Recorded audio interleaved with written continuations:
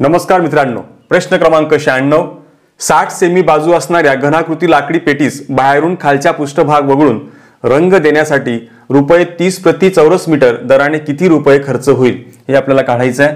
सर्वप्रथम आपल्याला घनाकृती लाकडी पेटी जी आहे ती माहिती असली पाहिजे.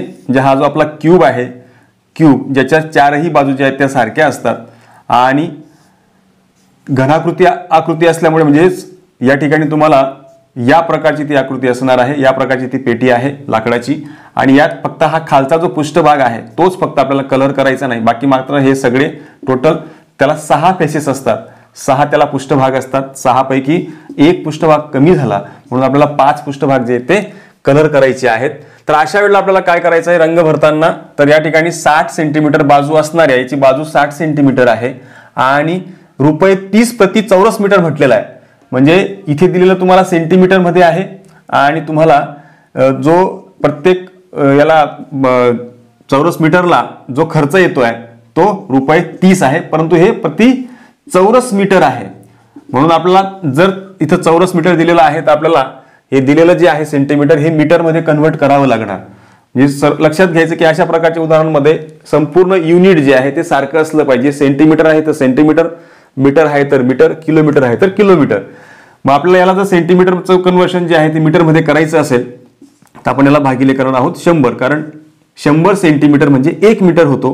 0 0 कॅन्सल, इथे 0.6 हे तुम्हाला मीटर मिळालेलं आहे. म्हणजे आता आपल्याला यांच्या ज्या बाजू आहेत त्या सगळ्या मिळाल्या आहेत आणि या संपूर्ण तुम्ही जर विचार केला असेल तर हे सगळे हा क्यूब आहे, घनाकृती आकृती आहे. त्याचा अर्थ असा होतो की हे जे भाग आहेत हे सगळ्या भागांची जी साईज आहे ती प्रत्येकाची जी बाजू आहे ती 0.6 मीटर आहे.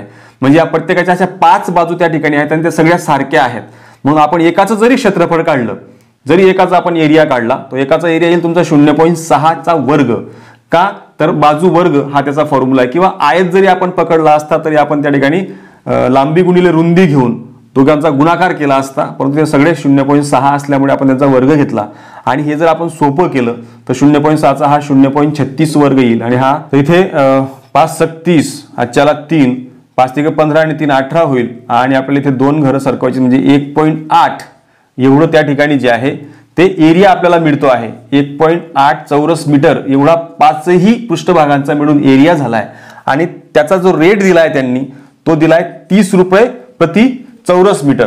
मेला गुणिले आपण 30 जर केला तर 8 × 54 होतात आणि आपल्याला 1 डेसिमल सरकायला लागणार. म्हणजे इथे आपल्याला ₹54 जे आहे तो खर्च येणार आहे आणि हा आपला पर्याय क्रमांक 1 जो आहे तो अचूक पर्याय आहे.